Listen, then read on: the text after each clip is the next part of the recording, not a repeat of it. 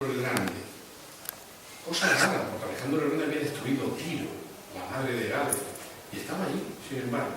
Entonces Julio César se acerca y hace un gesto que los romanos hacían cuando entraban en un lugar sagrado o iban a rezar, que es ponerse el velo de la toga por encima de la cabeza. Lo pone encima de la cabeza y empieza a llevar. Imagínense, el cuestor de Roma, llorando ahí. Se acercaron los sacerdotes, se acercó Lucio Paz y dice, este hombre con 33 años era el dueño del mundo. Y yo, con 38, soy un personaje casi desconocido en Roma. Y el hombre siguió, durmió aquella noche en el café del templo de Melcar, posiblemente le dieron alguna droga, el famoso cáñamo indio que le daban en los templos fenicios, en el templo de Astarte también, y al día siguiente aparece el personaje de Milton, que no es Julio César. Tú bien sabes, el personaje es Arsinoe de Gales, Sibila del templo de Melcar. Ese es el personaje. Y es su historia. Y Julio César es un figurante que está detrás de la novela para darle entidad a esta novela y darle profundidad y grandiosidad y solemnidad. Entonces, esta mujer le dice, ¿qué has soñado esta noche? El mismo sueño. He tenido un sueño incestuoso con mi madre. Y ella, dice Dion Casio, dice Plutarco, eso no se ha inventado, que son maestros, lo dicen los historiadores desde Roma del siglo I y II, le dice, tú no te has acostado con tu madre, te has acostado con Roma. Y antes de que 5 veces germinen las espigas, serás dueño de Roma y del mundo. Los romanos tenían muchos dioses, pero no creían en los dioses. Eso lo sabemos. Y él lo sabe, que es un estudioso de la filosofía y de la historia, no creían en los dioses. Tenían dioses para todo. El dios del plato ese que hay abajo, el dios del vaso, el dios del amor, el dios de, no sé, de las losas que llevan a mi casa al camino. Todos tenían dioses. Pero eran muy supersticiosos. Mucho. Como somos los españoles, eran muy supersticiosos. ¿Quién pasa por debajo de la escalera? De los que estamos aquí. Muy pocos. Eran muy supersticiosos. Y entonces él tenía otra cosa sobre su mente. Y era que su madre, la extraordinaria paradigma de la virtud de las mujeres romanas, Aurelia Cotta, le había dicho, tú provienes de Venus, del héroe troyano Eneas y del rey romano Anco Marcio, como si era. Y entonces tú tienes, en el mundo tienes un destino. Él ya llevaba dentro esa madre que le decía todo aquello. Y encima escucha lo que le dice la sacerdotisa del templo de Melcar, y entonces, amigo, algo pasa ahí. Y comienza la historia de Julio César con la conquista de la Galia, la conquista de las Galias, Germania, después de la lucha con Pompeyo, que eso no voy a contar nada, por Egipto, el norte de África, total, que se hace el dueño del mundo en menos de 5 años. Y en 5 años el Senado llega a su campamento porque ningún militar romano podía entrar con una espada dentro del Pomerium, o sea, de la muralla de Roma, estaba prohibido. Y llega y el Senado y le dan todos los poderes. Un dictador no saca la idea de que fuera un dictador al estilo de Franco, por ejemplo, no, ni mucho menos. El nombre era Dictator Pater Populi, dictador y padre del pueblo. Y la ceremonia era maravillosa. Eres nuestro Padre en la noche y en la mañana, en el levante y en el poniente. Una frase maravillosa, no quiere decir que era abusar a nadie, en absoluto. Y fue precisamente su seguridad en sí mismo lo que hizo que luego lo mataran. Y él sabía perfectamente, porque circulaban notas en Roma y sus agentes y espías, de quiénes eran los 23 conjurados que iban a matarlo. Él lo sabía perfectamente. Y 2 días antes de ir al teatro de Pompeyo, que fue donde lo asesinaron, pues él conocía perfectamente la lista de conjurados. y sin embargo tenía una guardia, que era la Guardia Hispana, de la famosa Legio Décima, que era de León, de la ciudad de León, y llevaba una escolta de hispanos, y la despidió. Él le daba igual. Un día antes le preguntaron, Julio César, ¿cómo quieres morir? Y él dijo, rápido, como un soldado que soy. O sea, que era un hombre que despreciaba totalmente la vida. Y entonces mi personaje es un personaje excepcional, juntamente con otra mujer que es la segunda actriz de la película esta, que es una puelle gaditanae, o sea, una bailarina gaditana, aquellas que bailaban semidesnudas, con crótalos en las muñecas y en los pies y demás, que eran famosísimas en el mundo entero, y además ejercían en el templo de Astarte, que está donde está el castillo de Santa Catalina, allí ejercían la prostitución sagrada. Y eran las mujeres que se ponían allí para ofrecerle su virginidad a la diosa Astarte, y todo aquel extranjero que llegara, tenía que ser extranjero. Porque siendo los gaditanos habría cola allí. Tenía que ser extranjero. Entregaba su óvulo en el templo y entonces se acostaba con una de las puelles gaditanes o de ciudadanas gaditanas de aquí.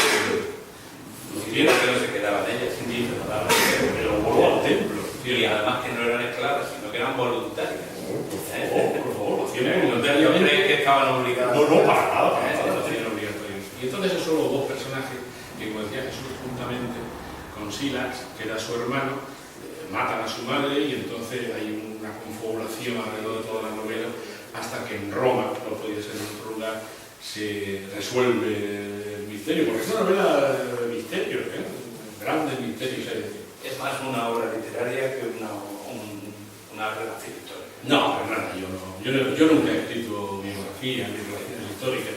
Yo escribo el Papa Luna y aparece el Papa Luna en la novela por 6 cartas manuscritas que él escribe, y yo las intercalo en el libro, y además esas cartas me las inventé yo. Y tengo otra anécdota, lo voy a contar porque yo sé que a los buenos lectores les gusta el anecdotario de las obras. Estaba yo un día durmiendo en la siesta, y lo digo tal cual, sesteando en el sillón, como todos nosotros, a la hora de las 4:30, y llaman al teléfono, y me dije yo a mí mismo, digo, bueno, pues uno que quiere que cambie a Vodafone o no sé qué, lo que llaman siempre, pero de aquí que coge el teléfono aparece una voz muy meliflua, y dije, wow, parece un sacerdote, ¿o qué? Buenas tardes, ¿es usted tal persona? Sí. Soy el secretario personal del cardenal Monseñor Elías Yáñez de Zaragoza. ¿Tiene usted algún impedimento en hablar con él? No, en absoluto. A mí me tenía enormemente, ¿verdad? Y entonces pues se puso Monseñor Yáñez, camarada humana extraordinaria, y estuvimos hablando de la novela El Papa Luna, que él la había terminado de leer y le había gustado mucho y quería hablar conmigo. Y entonces me dice, ¿dónde ha sacado usted esas cartas de Benedicto XIII? Una biblioteca de Zaragoza, y usted a Aviñón. Digo, no, esas cartas me las he inventado. Y dice, ¿qué me dice? Sí, me las he inventado. Y yo soy escritor y además soy profesor de historia y estudié con los jesuitas 20 años, o sea que no se preocupe que tengo formación religiosa suficiente para eso. Dice, pero es que yo he dicho muchas frases en mis homilías. Pero no pasa nada. No pasa nada, mire usted, yo soy un agnóstico absoluto en cuestiones de religión, pero soy un hombre muy espiritual y yo nunca pondría nada en contra de ninguna religión, nunca. Yo he escrito Al-Ghazal, la profecía del Corán, del mundo musulmán, y eso. Yo he escrito cosas sobre sufíes y yo siempre he sido muy respetuoso. Y si la ha pronunciado usted en el púlpito del Pilar será porque usted estaba de acuerdo con ella, ¿no? Y dice, sí, por supuesto. Total, que el hombre le corté la conversación. Vaya. Y me dijo, bueno, pues ha sido un placer, cuando venga usted a Zaragoza, viene a visitarme y tal, pero como lo vi tan cortado, o sea, el hombre se llevó un chasco tremendo. Pero ¿cómo el chino frase de este individuo?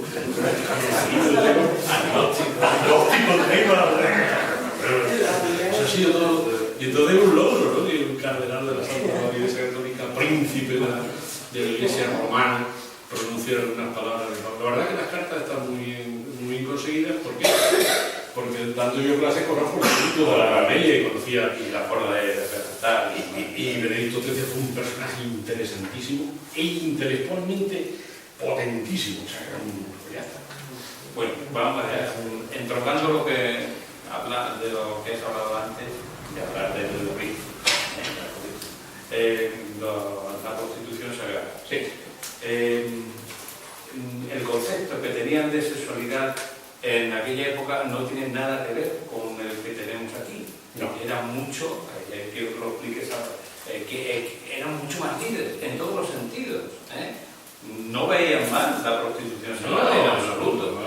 Tampoco veían mal pues el que una persona tuviera relación con su propio, con individuos de su propio sexo. De hecho, Julio César era bisexual. Y Balbo también.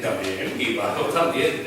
Galitano también era. De hecho, su gran amor fue un senador romano. Es decir, que era una forma de ver la sexualidad que no tenía nada que ver, creo yo, con nada. ¿Piensas? Sí, yo pienso exactamente igual que tú. Aquí quien ha variado el concepto sexual ha sido la Santa Madre Iglesia, ¿no? Con sus restricciones. La Santa Madre Iglesia tuvo un error gravísimo, que fue cuando Constantino el Grande la hace religión del gobierno. La Santa Madre Iglesia, que nace de unas ideas de un profeta, de un rabino judío absolutamente pobre y absolutamente espiritual, que si ahora se despierta y va al Vaticano o lo matan o él muere en la escalinata de un sopiponcio, pues se asocian al poder. Se asocian al poder de Roma. Y cuando desaparecen los emperadores romanos con la llegada de los bárbaros, asumen el poder de Roma. Como ellos sí permanecían allí, y no solamente asumen el poder de Roma, sino que asumen su símbolo. Porque hoy le decimos al Papa el Pontífice Máximo, que era el título que tenía el emperador de Roma, Pontifex Maximus. Asumen también la silla gestatoria, que lo llamaban los papas antes y que terminó con Pablo VI. Ahí llamaban los emperadores, se llamaba silla gestatoria. La púrpura, que no es otra cosa que la sotana de los cardenales, era el color del imperio, de los emperadores de la familia imperial. La capa pluvial, y que no podían vestir nada más que la familia imperial. Y la capa pluvial que llevan los sacerdotes, la capa que llevaba el emperador cuando salía a la ceremonia. O sea, cogen todos los símbolos y el poder. Y entonces su moral, esa restrictiva de la sexualidad, del pecado, de los demonios, que siempre está uno... es que yo soy un producto de la Santa Madre Iglesia, nací en el año 49. Yo sé lo que estoy diciendo. Ese espíritu opresivo, el pecado, siempre está uno pecando. Yo pecaba por todo, yo no sé. Yo el día de primera comunión fui a confesar el 19 de verde, porque le hablé a mi madre, porque contesté a mi padre, porque no sé qué, y ya el cura me dijo, vete de aquí o te mato. O sea, ¿por qué? Porque tengo una conciencia de pecado, todo eso de demonios, súcubos, purgatorio, que ahora lo piensa y dice, pero vamos a ver. ¿Qué pasa? En el purgatorio hay un señor ángel o 24 o 19.000 que llevan en una lista lo que cada uno hace. No, a este le quedan 3 días, 6 años y 3 minutos. Y yo voy y pago una bula y ya no me queda nada. Pero ¿quién se paga esas cosas? Entonces la sexualidad era una cosa de la naturaleza. Y por eso no veían mal la prostitución sagrada de las sacerdotisas y de mujeres normales. En el templo de Astarte, que está como en el castillo de Santa Catalina, como no veían mal la sexualidad de los hombres ambigua. Y entonces Julio César, cuando llegaba a Roma, ¿sabes lo que decían sus legionarios? En plan de cachondeo. Y decía, romanos, guardad a vuestras mujeres que llegan calvo, porque estaba calvo. Julio César era calvo. Y hombres,